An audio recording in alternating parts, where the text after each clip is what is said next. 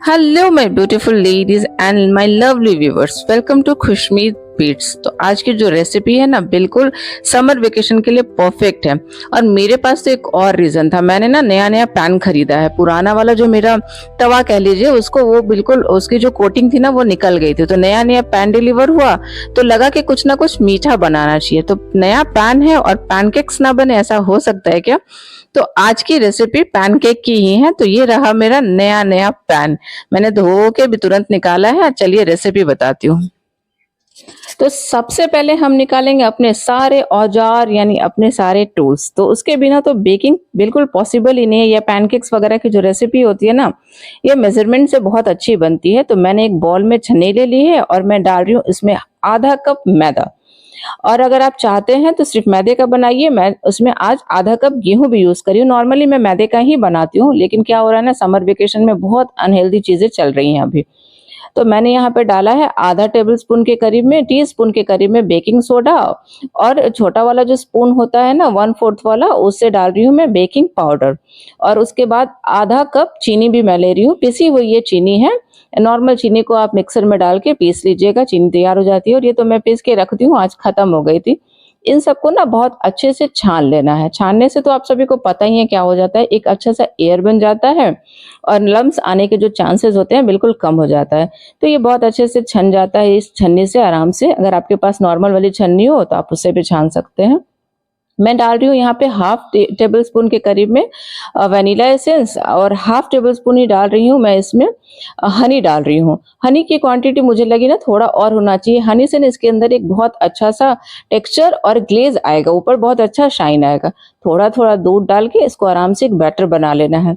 तो ये जो बैटर बनेगा ना, ये बहुत ज्यादा रनी पतला नहीं बनेगा, नॉर्मल ही बनेगा। जैसे अगर आप लोग मीठा वाला चीला बनाते होंगे ना, हम लोग तो बनाते हैं बिहार में पपरा बोलते हैं उसको। तो मुझे तो ये वैसा ही लगता है पैनकेक, लेकिन हाँ थोड़ा वेनिला वगैरह पड़ जाता है तो थोड़ा सा, अब वो क्या बोला जाए, आज के हिसाब से, बच्चों के हिसाब से ये सब चीजें बनाना पड़ता है। तो मैं दूध डाल डाल के इसको आराम से हिला हिला के फेंट रही हूँ। बहुत ज्यादा तेज नहीं फेंटना है इसको, हल्के हल्के हाथों से ही फेंटिएगा। जब भी बेकिंग पाउडर या सोडा का काम करते हैं ना, तो हल्के हाथों से काम करते हैं। और मैंने यहाँ पे लिया है 1/4 कप मिल्क पाउडर लिया है। कोई सा भी मिल्क पाउडर आप अपने अकॉर्डिंग यूज कर सकते हैं। और फिर मिल्क पाउडर से भी ना एक अच्छा सा इसमें रिच टेस्ट आएगा, और जो आटा मैदा का टेस्ट है ना वो थोड़ा सा बैठ जाएगा। क्योंकि ये जो डोरा केक्स होते हैं ना, ये जो पैनकेक्स होते हैं, बहुत ज्यादा पकते नहीं हैं। तो मिल्क केक की वजह से इसके अंदर एक हल्की सी मिठास आती है, अच्छा लगता है वो। तो मैं पैन को चढ़ा रही हूँ। बाबा मेरा नया नया पैन है तो मैं इसको थोड़ा सा ग्रीस कर रही हूँ, उसको थोड़ा पैम्पर कर रही हूँ। उसके बाद ना मैंने इसको निकाल दिया है, इसका जितना ऑयल है उसका ग्रीसिंग सब निकाल दिया टिश्यू पेपर से। अब अपने अकॉर्डिंग शेप्स देते जाएंगे। तो मैं यहाँ पे बना रही हूँ, पहले बना रही हूँ बड़ा वाला, उसके बाद में मैं छोटे छोटे भी बनाऊंगी, क्योंकि मुझे देखना है कि मुझे सर्व करना है छोटे वाले को, तो मैं उसको कैसे कर सकती हूँ। ऐसे नॉर्मली मैं इसी साइज का बनाती हूँ। इसको बिल्कुल लो फ्लेम पे रखना है, बहुत ज्यादा तवा गर्म नहीं होना चाहिए। और किसी भी ढक्कन से आप ढक के छोड़ दीजिए। 2 से 3 मिनट में ये बिल्कुल ब्राउन हो जाता है पीछे से। देखिए जो ब्राउन होता है ना, वो कभी कभी कलर्स की वजह से किसी किसी का बहुत ज्यादा डार्क दिखता है, तो इस पे आप मत जाइएगा। पक जाता है, पैन छोड़ देता है, तो यानी ऊपर में जो बबल्स आ जाते हैं तो बिल्कुल वो हो चुका है, आप उसको फ्लिप कर लीजिए। और एक एक करके बैटर को डालते जाइए अपने अकॉर्डिंग, जितना बड़ा आप शेप देना चाहते हैं। अब मैं तो बोलूंगी अगर बच्चे आ रहे हैं ना, तो बिल्कुल छोटे छोटे शेप्स में बनाइए। जो हम जैसे हमारा 1/4 कप वाला साइज था ना, उस साइज के बनाइए। तो मेरा तवा बहुत ज्यादा गर्म हो चुका था, मैंने ना दूसरी तरफ उसको टर्न कर दिया। अब मैं दिखाती हूँ आपको छोटे शेप्स वाला। इसको ना प्रेजेंट करना भी बहुत इजी है, बच्चों के लिए खाना भी बहुत इजी है। क्योंकि छोटे जो बच्चे होते हैं ना, एक पैनकेक के ऊपर लेयर करके दीजिए तो वो वेस्ट हो जाता है।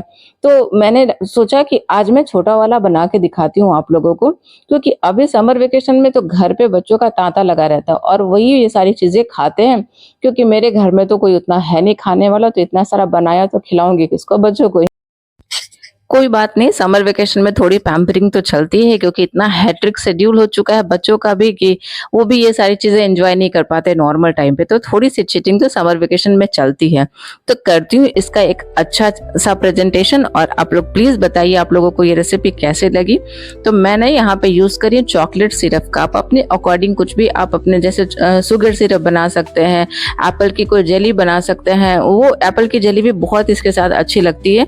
लेकिन आज जो रेसिपी बन रही है ना, वो बिल्कुल बच्चों के लिए उनकी ही फेवरेट है। इसको सिर्फ चॉकलेट और थोड़ी सी हनी के साथ गार्निश करके मैं दे रही हूँ, क्योंकि मेरी बेटी को ऐसे ही पसंद है। मैं बनाना डालती हूँ तो वो खाता नहीं। हाँ, मैंगो वाले सीजन में मैंगो खा लेता है, तो मुझे लगा कि मैं एक मैंगो वाला भी बना देती हूँ।